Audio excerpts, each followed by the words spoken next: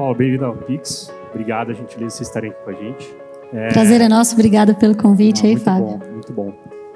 Bom, queria começar com uma pergunta mais geral aqui sobre aprendizado contínuo. A gente está num mundo de transformações e mudanças com bastante velocidade. Isso permeou desde lá do início do Keynote do Apix. Esse é um tema bastante relevante para a gente, para todo mundo que está envolvido aqui. Como é que a gente, inclusive, se mantém empregado daqui 6 meses, né? E por aí vai que as coisas evoluem rápido, né? Eu queria que, na verdade, vocês abrissem falando um pouco, e aí até pegando um gancho também com a questão de APIs, microserviço, como é que tem sido essa jornada de vocês, no caso da Lura, muito mais voltado para como que você provê esse conteúdo, né? Como é que tem sido essa jornada e como está sendo construir um time, uma empresa que realmente tem a cultura e como que são os mecanismos que vocês utilizam para poder fomentar isso no dia a dia das pessoas e das empresas. Tá bom, Thalita, se quiser começar. Bacana. Boa tarde, pessoal. Obrigada aí por quem ficou com a gente no horário do almoço. Sem o hambúrguer do McDonald's. Exatamente. Precisamos falar com o Domingos aí. E acho que é super legal estar aqui, dividir, trocar um pouquinho, aprender também, e combina com o tópico, né? E a gente estava falando um pouco sobre isso ali antes da agenda, que todas as agendas anteriores falaram do quanto as coisas mudaram ou estão mudando, então isso já virou commodity, né? O aprendizado vai ser algo cada vez mais constante na vida de todo mundo, todas as profissões, em todas as áreas, e na empresa enquanto organização, enquanto instituição. E aí, fazendo uma analogia rápida, eu me lembro que há pouco tempo atrás a gente via CIOs, diretores de TI ou executivos orientando as suas equipes a seguir best practices. Hoje em dia, você praticamente não tem best practice para quase nada. Se você seguir uma boa prática, no mínimo você está atrasado. Você está fazendo algo que um monte de gente já fez, a ponto de alguém ter escrito e aquilo lá, no mínimo, está atrasado. Então, se a gente está falando de agilidade, relação íntima com o cliente, protagonismo, construir sua própria história, aprender é algo que sai no caldo ali do nosso dia a dia, né? Então, a gente só gera mudança, só faz coisas muito relevantes se a gente experimentar coisas novas ou tentar aplicar algum benefício, alguma melhoria em cima de uma dor que você tenha sentido. Então, precisa haver, eu acredito, nas empresas, um espaço grande de confiança, né? Acho que é papel dos líderes criarem um espaço onde as pessoas possam aplicar pequenos MVPs, né? Criar coisas, porque só não erra quem não faz nada, quem não tenta. Mas é através dessas experiências que vem também aprendizado, evolução, criação, e através daí que vem as empresas que estão ganhando share, né? Quem vem e faz a diferença leva a maior parte da fatia. Só que você não vai fazer isso imitando, né? Então, o aprendizado está aí também. Nós, enquanto profissionais, temos que reinventar o nosso papel a todo momento. Então, existe aí uma busca individual. Eu acho que hoje tem muita coisa disponível em plataformas como a da própria Lura. Eu acho que as empresas têm incluído isso na sua cultura, no Magazine, no Lisa Labs. A gente tem algumas agendas recorrentes que fazem parte da nossa cultura, onde as pessoas trocam conhecimento. Então, tem o BEV, que é um evento quinzenal onde alguém pode apresentar um conteúdo técnico ou um conteúdo lúdico. A gente tem alguns posicionamentos estratégicos ao longo do ano, onde os heads da empresa vão lá falar com a galera do campo, da loja, sobre transformação digital de um jeito que funciona para eles. Então, quando a gente foi trocar todo o nosso ecossistema de loja para aplicações móveis, a gente teve que fazer uma comunicação e mostrar para eles como aquilo podia facilitar a vida deles. A gente tem aprendido quais são os novos desejos dos nossos clientes, e uma maneira de aprender é ouvindo-os. Esse feedback loop é bem constante. Então, eu acho que o aprendizado ele não vem só mais pelas maneiras formais, mas vem muito de experimentar coisas e criar um ambiente onde essa experimentação seja fértil e as pessoas não sejam punidas se errarem ali. Você pode errar rápido e barato, né? Você não pode errar as mesmas coisas nem por muito tempo, mas eu acho que as empresas mais protagonistas são aquelas que aproveitam o melhor dos seus talentos. Porque a gente tem, em geral, tanto esforço em contratar pessoas muito capacitadas, talentosas, que se a gente engessar demais essas pessoas, a gente não está aproveitando todo o talento e o potencial que elas têm. E aí elas vão crescer ali dentro, elas vão aprender, elas vão evoluir, a empresa vai aprender. E quando o profissional encontra um espaço fértil para aprender, ele tende a querer ficar. Até é algo tão importante quanto o salário, ou talvez mais. Porque se o profissional está evoluindo ali, ele normalmente fica. Então, eu acho que ganha todo mundo. Ganha a empresa que ela aprende enquanto instituição, ganha o profissional que aprende, né, e cria bagagem, o cliente aprende coisas com a empresa, o mercado evolui, o país evolui. Eu acho que esse ciclo é virtuoso. E eu acho que o nosso papel é criar um ambiente fértil que empodere e encoraje as pessoas a estudar e testar. Muito bom, Thalita. Paulo, como é que a Alura entra nesse ecossistema aí de aprendizado contínuo? Eu queria pegar 2 ganchos que a Thalita colocou. Primeiro, isso da... Então, a gente trabalha com essas equipes que a gente está sempre preocupado, não é? Quem trabalha com tecnologia, você não sabe o dia que você vai perder desenvolvedora da sua equipe, não é verdade? E essa capacidade das pessoas se sentirem mastering alguma coisa e delas dominarem, serem melhores no trabalho, certamente é um dos fatores principais, comparado com o salário, comparado com outras coisas, mas a pessoa sentir que está evoluindo na área de expertise dela vai ser muito melhor do que ela sentir que ela está entregando features mais rápido, mas que ela está dominando aquela tecnologia ou como criar novas APIs. E dominar mesmo, entender um pouco mais o que está por baixo. Eu sei que eu também já estou no nível de gerência há muito tempo, de liderança há muito tempo, e a gente tem aquela preocupação, não é? Em inovação, aprendizado, e aí vem, cada dia vem um desenvolvedor, uma desenvolvedora com uma ideia maluca, vamos fazer isso nessa tecnologia maluca aqui que eu ouvi falar, e aí a gente tem que segurar os 2 pontos, não é? A gente não pode nem engessar, como a Thalita falou, mas também se você for ficar dando corda para todo mundo que te traz a última tecnologia que saiu ali no Reddit ou num fórum em algum lugar, a gente está numa situação muito, muito complicada. E acho que isso também casa com o ponto que a Thalita colocou lá no começo, que é a pluralidade de ferramentas e tecnologias. Eu conheci a Sensidia, conheci o Kleber, o CEO, numa viagem que a gente fez com um monte de garotada no Vale do Silício. Essas viagens, vai lá conhecer o Vale do Silício para fazer inovação. Eu fui muito cético, acho que ele também estava muito cético. Falei, deve ser um monte de molecada lá querendo fazer alguma coisa de startup. E, na verdade, foi super proveitoso. E eu achei bold da Sensidia, e até o tema aqui do evento. Falei, esses caras são loucos, dá um nome de evento focado só em API. Mas se você for ver as tecnologias grandes, não tem mais nada de grande tecnologia que domina o mercado. Se a gente falar das tecnologias que implementam, não a API como conceito, se você for pensar nas tecnologias da Microsoft, Oracle, Java, .NET, nenhuma delas mais dominam grande parte de um mercado absolutamente e servem para tudo. Hoje em dia, aposto que na empresa de vocês têm 6 tecnologias diferentes em 6 projetos diferentes e amanhã vai ter uma próxima. Felizmente ou infelizmente, esse é um fato, né? As tecnologias ganharam nichos e ganharam preferências, então não dá muito para lutar contra isso. Já API e você expor os seus serviços, ali na empresa a gente tem 2 monolitos gigantes, tá? E a gente abre a API deles mesmo sendo monolitos. Então, se é monolito, microserviços, serverless, pouco me importa, mas você está expondo aquilo para as outras empresas, para o marketplace. Isso você não vai ter como fugir, né? Então tem algumas dessas ideias que você não vai ter como fugir e você vai ter que fazer a empresa inteira ir nessa direção. Tem até alguém me contou que o Fred Trajano, lá o CEO do Magazine Luiza, numa das últimas cartas lá aos investidores, ele escreveu assim, que ficou bonitinho, né? Enquanto os concorrentes abrem lojas, nós abrimos APIs, né? Não foi alguma Exatamente. coisa assim? E é óbvio, acho que ele também quer assustar os concorrentes, mas é verdade, não é? A gente quer fazer os sistemas hoje, cada vez mais a gente precisa fazer, são ligações entre sistemas. A gente faz um monte de encanamento e está plugando coisas uma na outra. E menos super focado em melhorar aquele monolito, as features. A gente quer fazer para fora. Então, eu acho que isso é um desafio muito grande para a gente cativar pessoas e melhorar as pessoas internas. Por quê?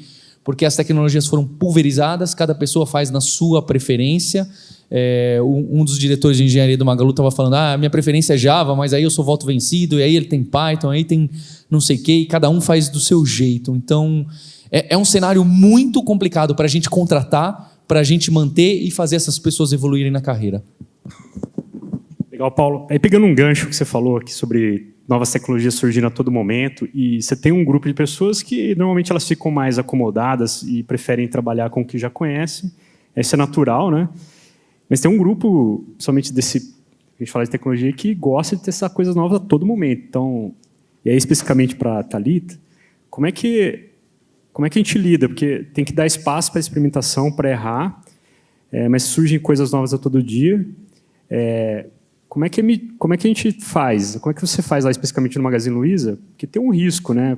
A tecnologia nova muitas vezes não está madura, precisa ainda resolver algumas questões que não estão bem endereçadas.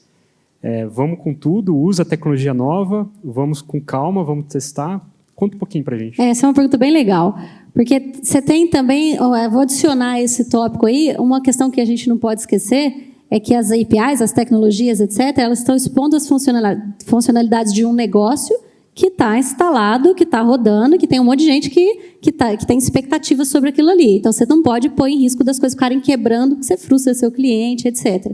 E a gente tem também que continuar escalando, implantando novos negócios com velocidade. Não dá para ficar parando a todo momento também para testar um monte de coisa e depois lidar com a complexidade daquela coxa de retalhos.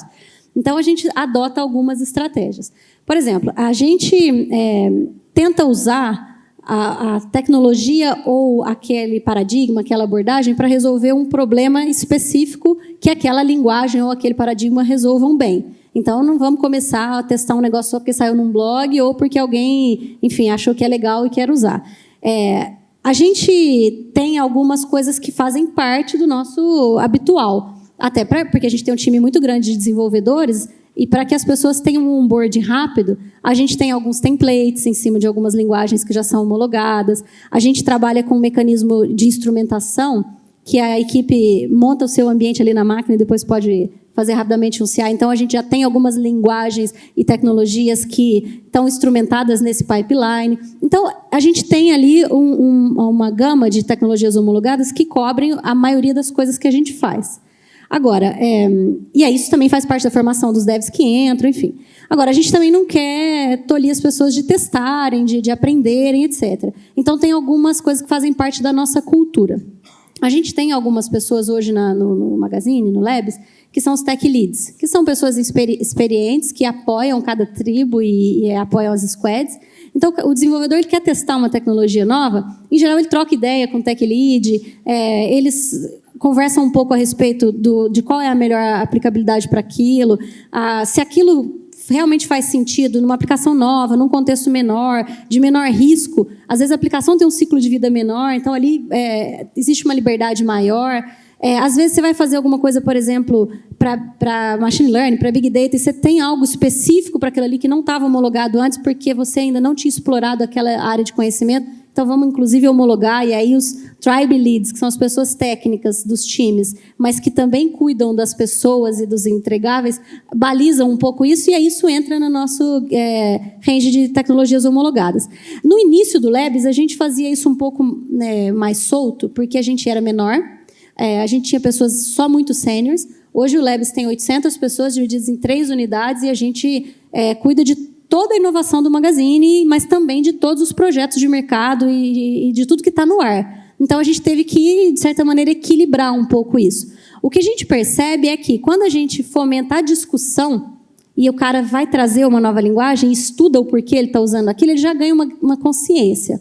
E se aquilo faz sentido, a gente inclui no nosso leque de tecnologias. A gente puxa algumas coisas também. Eu e o Jesus participamos agora mesmo de uma agenda de GraphQL. A gente falou, vamos olhar onde que isso aplica, se de fato a gente vai ter benefícios. A gente tem cautela, mas a gente também não gosta de ficar parado.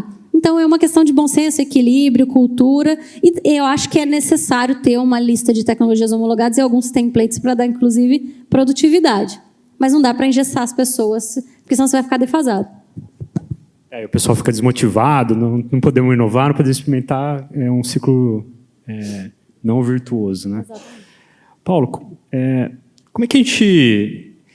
às vezes a gente coloca à disposição, hoje especificamente na internet, tem muito conteúdo, muita coisa disponível, não necessariamente você precisa ir lá para o Vale do Silício para poder aprender alguma coisa, apesar de ser uma experiência realmente diferenciada, né? Como é que a gente engaja que as pessoas realmente consumam esses conteúdos, aprendam, e online você não tem muitas vezes o controle, né, de, cara, será que a pessoa realmente ela tá seguindo aquele propósito, aquele cronograma que foi... Até as empresas mesmo colocam à disposição plataformas online e muitas vezes os colaboradores não se engajam, né? Tem uma dica aí que você entende que a gente pode... Essa questão do aprendizado, especialmente quando envolve a mídia online, tem toda essa questão. Poxa, mas tem lá no YouTube e tudo mais, tem conteúdo quase infinito. E realmente, só que se o conteúdo não for... Primeiro, se ele não é estruturado e não tem um caminho claro, essas coisas já ficam muito dificultadas, muito dificultadas. Mas acho que o grande ponto para o aprendizado dentro da empresa, de um conteúdo, seja que você... ou treinamento tradicional, presencial, se você não consegue fazer com que as pessoas que estão sendo desenvolvidas enxerguem que aquilo vai ter uma aplicação direta no trabalho, o engajamento, a não ser que seja um tema da moda, né, blockchain ou data science, a não ser que seja um tema muito da moda, o engajamento provavelmente vai ser baixo. Então, eu que trabalho com educação, o que a gente aposta, e tem outras pessoas lá fora também apostando, é que vai ter um blend, que vai ser... Sabe, quem trabalha aqui com a tecnologia ou já trabalhou, como que você aprendeu... quem te deu os caminhos das pedras ali e quem deu a mão para você? Normalmente foi algum micro-influenciador. Foi a sua prima, foi o seu tio, foi o seu irmão que já trabalhava com tecnologia. E você falou, Fábio, eu queria aprender a trabalhar com microserviços de API. Eu sou maior fã de você, gosto, queria trabalhar um dia na Synsidia. Como que eu aprendo? Então, que essa estrutura do aprendizado não vinha de uma empresa que fale, olha, para você aprender API... ou mesmo uma universidade, uma Ivy League, ou pouco me importa. Para você aprender API, você precisa disso, daquilo, depois daquele curso, depois daquele treinamento, depois praticar aqui e ali. Mas não, que seja uma pessoa, um mentor, de alguma forma isso digitalizada. Então o Fábio me fala, Paulo, olha, eu aprendi, eu considero isso importante, isso não é importante. Isso que tem nesse curso aqui, eu acho que você pode pular completamente. E tem até um vídeo no YouTube aqui que você tem que terminar. E que você possa pegar pela mão da pessoa e falar, olha... Segue esse plano de estudo personalizado que eu considero muito importante para você fazer.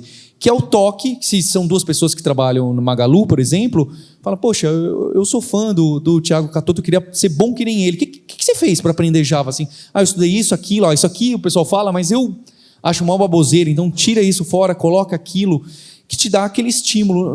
Não tem essa. Se você não tem a motivação de concluir aquele estudo para aplicar, a chance...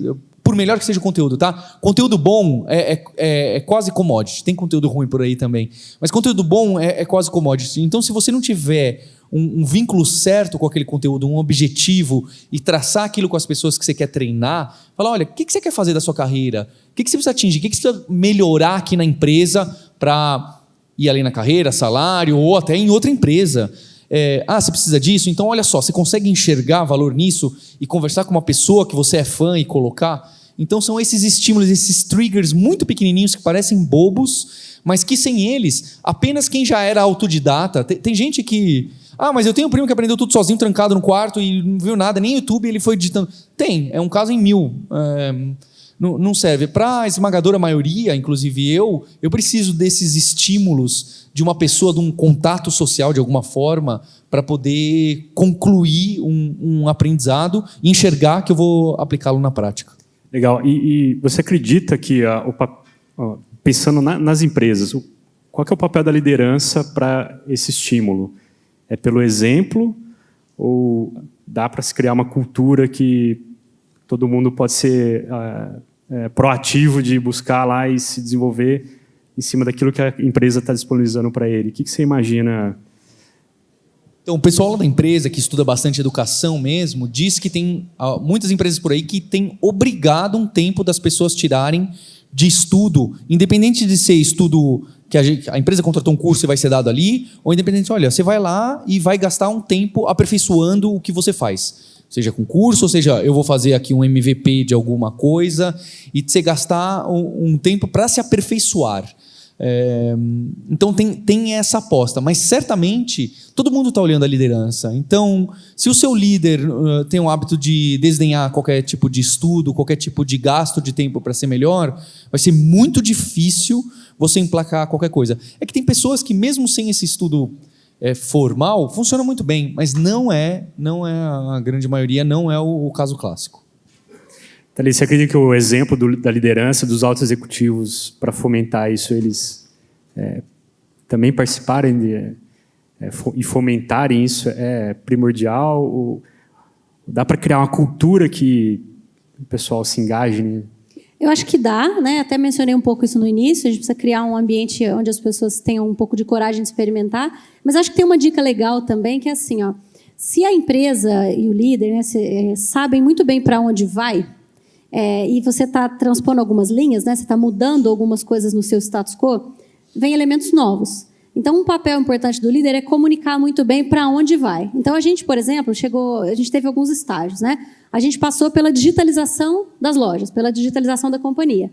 Então, é papel do board, né, de apoiar muito e de comunicar que vamos fazer essa travessia do Rio. Então, quais são os elementos que a gente precisa para isso, né? Naturalmente, a gente precisou aprender um pouco sobre o ecossistema mobile, como trabalhar com mobiles, como desenvolver mobiles, a regra de negócio, as aplicações que estavam na retaguarda precisavam, de alguma maneira, prover essa informação. Então, veio a estratégia de, inicialmente, começar a expor algumas APIs para que a gente pudesse fazer essa informação chegar no mobile.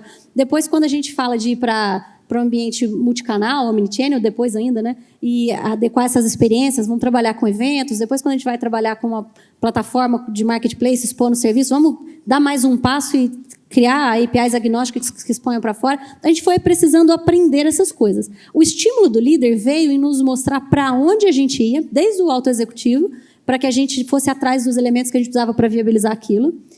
Algumas vezes a gente precisava também trazer um pouco de conteúdo para materializar um pouco mais, descer no nível um pouco mais tático para os executivos também. Então, eu me lembro que a gente pegou um videozinho que falava sobre 5 Minutes Economy APIs. Então, como é que em 5 minutos você explica a economia de APIs para uma empresa? O que é expor uma regra de negócio? O que é monetizar isso depois? Quais são as pedras que essa estratégia quebra para depois você poder ser mais rápido? Até o ponto de hoje o Fred escrever numa carta que a gente está abrindo APIs. Ele entende, de fato, o valor disso. Então, a organização inteira foi aprendendo. Teve um papel importantíssimo dele em nos provocar, nos mostrar o direcionamento para onde era o sonho grande, para que a gente arrumasse elementos para lá. Dos nossos líderes de área, né? Então, o nosso CTO, de nos abrir oportunidades de ler, de estudar, de aprender, mas também de pensar ali alguns early adopters que iam dar o gatilho para os demais, de criar uma cultura que essas pessoas possam influenciar outras, mesmo que não tenham cargos de liderança.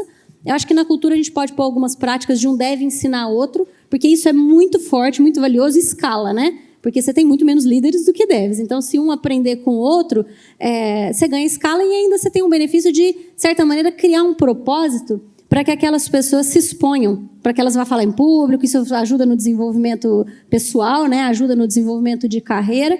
E você vai deixando legados. Então, todo mundo que ensina, de certa maneira, se torna referência, se torna líder. Ao longo da minha carreira, eu vi que os principais líderes, os líderes mais motivadores, mais influenciadores, foram aqueles que contribuíram para que as pessoas aprendessem. Então, primeiro ele serve, ensinando, ajudando a transformar o status quo, e aí ele se torna um líder, mesmo às vezes sem ter um cargo outorgado. Então, eu acho que o papel do líder muitas vezes está em demonstrar o caminho, repetir, porque tudo que é novo você precisa repetir até que não haja mais dúvidas. Às vezes identificar, né, quem vão ser os propulsores ali, os carinhas que vão ajudar a gerar um movimento, e de instaurar alguns mecanismos na cultura para que as pessoas tenham coragem de se expor. Porque é um cara, às vezes, tímido. A nossa galera é bem respeitosa, cuidadosa, é até bem bonitinho isso, mas o pessoal fica assim, será que eu não estou invadindo? Será que se eu for lá, eles vão achar que eu estou querendo aparecer? Então, a gente precisa, de certa maneira, dar um empurrãozinho também, sabe? E mostrar que isso é desejável. Acho que nosso papel está um pouco aí. Não vou fazer um post na rede social, porque senão vou achar que eu estou querendo aparecer e fica mais contido. Então, eu acho que a gente precisa criar um ambiente onde as pessoas se sintam confortáveis em fazer isso, e o líder precisa ser exemplo. Então, o líder que estuda, que aprende, que evolui, quando a equipe olha e vê que nas últimas trajetórias desse cara ele vem evoluindo, ele vem dando saltos, ele vem aprendendo, cria duas coisas: o desejo de querer evoluir e aprender, e essa relação positiva com a fragilidade, né, de mostrar que ninguém sabe tudo e que isso é ótimo, que a gente precisa se colocar em situações limites para evoluir. E aí, aquele ponto que o Paulo comentou muito bem no início, assim, as pessoas ficam aonde elas sentem que elas estão avançando, onde elas não bateram no teto, onde elas não são a última pessoa que conhece tudo, porque senão ela não está sendo tensionada a evoluir. Então, acho que o papel do líder é ser exemplo em mostrar essa evolução, em criar canais, em mostrar o caminho e ajudar a destacar aquelas pessoas que têm um pouco mais de energia para puxar o resto da galera, né? Pessoal, eu vou abrir aqui para a gente fazer uma ou duas perguntas. Quem quiser, ergue o braço, que tem um pessoal com microfone aqui.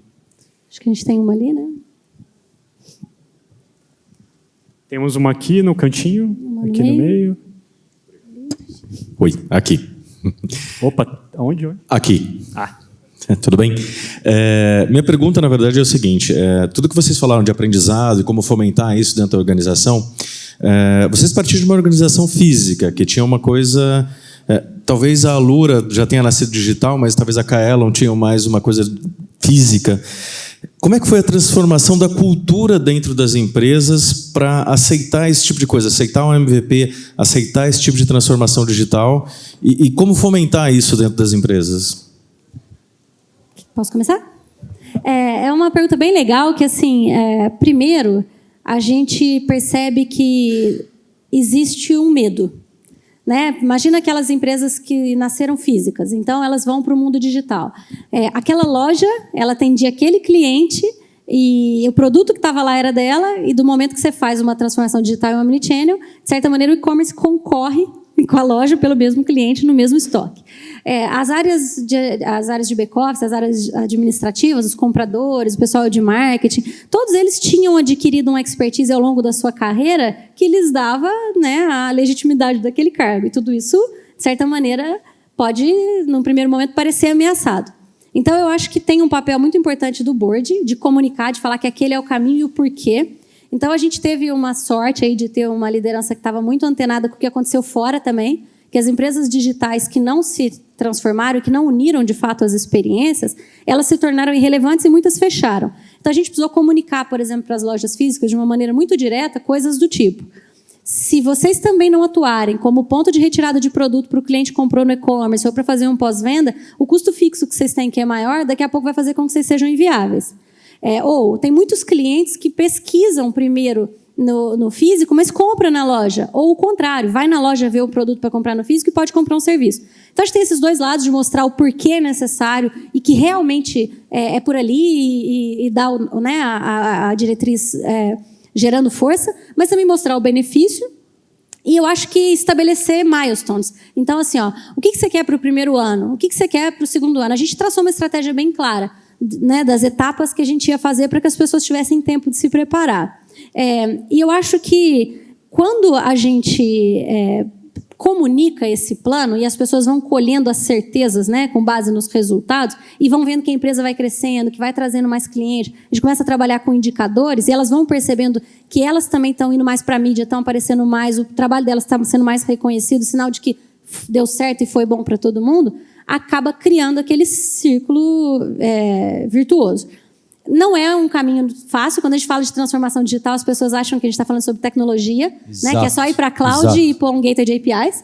E, na verdade, é tudo sobre pessoas e processos. Então, não só pessoas, mas com o ponto humano, né? De tirar o medo e aprender, mas processos práticos. Você deixa de olhar para um modelo de pipeline contínuo, onde você tem a passagem de bastão de uma pessoa para outra, de uma área para outra, e você vai para um modelo de plataforma onde tudo é muito mais orgânico, e aí, por causa disso, vem os times organizados em squads, e porque você tem as squads com missões específicas, você precisa de uma microaplicação, porque ela só vai cuidar daquele contexto, e as APIs vão ser o que vai expor a comunicação para outra microaplicação. Então, a tecnologia é só desdobramento disso. A transformação digital vem dessa coragem de adotar, desse desejo de adotar pensando em um objetivo claro e saber que você tem que mover a organização para lá. Porque não dá para trocar todo mundo e recontratar, porque aí você perde o elemento de cultura e a motivação do business e todos os outros pontos que você já atingiu. Então, não dá para fazer como no McDonald's, né, que você refaz a cozinha, porque você não vai fazer só o digital, você tem que continuar fazendo tudo que você fazia também. Ela é uma evolução. Então, eu acho que tem muito de comunicação, tem muito de querer cuidar de gente e de não desistir com os percalços que você vai encontrar pelo caminho. Então, esse é o maior exemplo de aprendizado, porque ele é um aprendizado institucional, não é de um indivíduo, né? A Thalita deu uma aula aqui, porque as pessoas chegam com esse desafio da transformação digital E a primeira coisa que eles fazem é, vamos implementar Squad, Scrum, APIs e microserviços, que aí a gente vai ter a transformação digital. E esse é fadado a não funcionar. É óbvio que essas buzzwords estão envolvidas nessa transformação, que às vezes nem é digital, é de negócio mesmo. Mas se você não tem muito direcionado, olha, a gente quer um modelo novo de negócio, marketplace ou online, ou se não está claro o porquê que a gente vai enfiar a goela abaixo squads nas pessoas, vai virar aquela piada. Sabe aquela piada na empresa? Tem squad lá na empresa e todo mundo dá risada? Porque não tem motivo nenhum para ter. Podia ser melhor sem. O pessoal que manja lá, ali de squads, o Imbert ali, o Fatala da Magazine Luiza, eles falam, todo mundo vai perguntar isso para eles, eles falam, gente, squad é legal, mas não é para... Não é você sair enfiando, né? API, você sai aqui do evento e fala, pessoal, vamos todo mundo para a API. Por quê? Porque a API é o que precisa. Se não tem o curso da economia de API para entender qual que é o objetivo que você quer alcançar de negócio, de processo e de pessoas, a chance disso ir para o vinagre é absoluta. E eu vejo isso, né? Vem os buzzwords, os caras ligam para a gente fazer curso. Quero fazer curso de squads. Por quê? Porque o pessoal, a concorrência está usando squads. Qual que é o seu gargalo? Qual que é a sua dor? Não é? Então, eu acho que é exatamente isso aí. Eu acho até que o Paulo colocou um ponto super legal. A gente deveria ter até meio que um depara, né, do pra quê de cada coisa, porque a gente vai aprendendo isso ao longo da nossa experiência. Tem propósito, né? Porque, por exemplo, por que as pessoas vão para a cloud em geral? Quando a gente foi, uma das perguntas que a gente fez internamente lá, né, Jay? É assim, nós estamos indo para reduzir custo ou para ganhar time to market? Porque aí a abordagem varia. O nosso foi time to market, por isso que a gente começou pelo e-commerce e a gente adotou conscientemente por um período uma redundância. A gente até tinha infra em 2 lugares no começo. Depois a gente foi levando o resto e reduzindo o custo. E aí a gente ficou otimizado. Mas a nossa principal ganho ali, naquele momento, o objetivo era conseguir lançar as coisas rapidamente sem ter que levar 30 dias para comprar servidor, 15 dias para instanciar o ambiente, passar por um monte de ciclo de emult para poder pôr um sistema no ar. Então a abordagem foi baseada nisso. Quando você vai para APIs, a gente tinha que quebrar funcionalidades que estavam nos sistemas legados, porque tinha um monte de time fazendo um monte de business novos e que não dava para entrar naquele pipeline mais. Então, ainda era uma estratégia de APIs internas, né? Elas não precisavam ser tão agnósticas assim, porque não eram para o mundo, mas resolveu o nosso problema daquele momento. Quando a gente quebrou os times, foi porque a gente tinha tantos projetos para fazer, tantos produtos para entregar, tantas coisas que eram necessárias para a gente continuar relevante no mercado, que não dava para fazer 5 projetos por ano. Como é que você consegue fazer muitas coisas de uma vez? Se você tem um time capacitado e, naturalmente, a estratégia é paralelizar muitas coisas. Mas e aí? Você faz um grande escritório de projeto, fazendo uma gestão de portfólio de 200 projetos? Não dá. Então, se você tem times autônomos, a estrutura organizacional de squad é para, de alguma maneira, essas pessoas saberem qual é a missão delas. Como é que você põe ela multidisciplinar para ter desenvolvedor e gente de produto ali, porque aquilo ali é um ecossistema autocontido por um lado, mas que se relaciona com o mundo. Então, as APIs expostas já começam a nascer desta necessidade. Então, os deparos são... A estratégia e o paradigma têm que vir para pontos claros, que são os objetivos, como o Paulo comentou muito bem, e que vão endereçando essas coisas. Se aquela empresa não tem aquela dor e ela adota aquilo, ela vai piorar a realidade dela. Ela vai piorar. Porque aquilo que ela sabia fazer bem, que estava performando, vai começar a piorar, porque ela vai tentar transformar um modus operandi de algo que já está bom. Então, talvez é melhor não fazer. Nesse contexto, é melhor não fazer. Tem que ter o pra quê, né? Isso aí, acho que é propósito, né? Bom, o tema aqui daria para a gente ficar talvez o dia inteiro falando, é um tema bacana, né? Paulo, Thalita, agradeço demais a gentileza de vocês estarem aqui com a gente novamente. Pessoal, eles vão estar disponíveis ali na frente para outras perguntas, para quem não conseguiu fazer. Eu gostaria de uma salva de palmas aqui para eles.